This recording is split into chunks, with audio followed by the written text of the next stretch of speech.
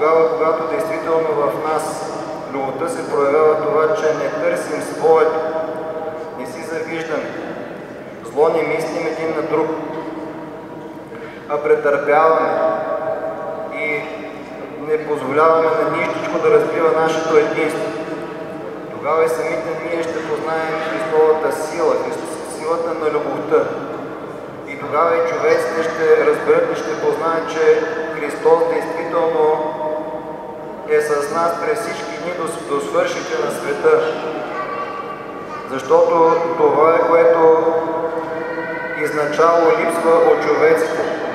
Тази любов, която е в състояние да очисти от греховете.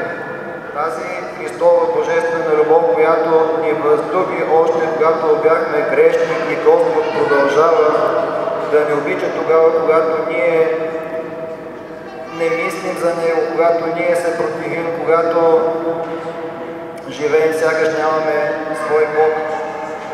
В това се проявява Неговата любов, която дълго ни търпи, очаква нашето обръщане.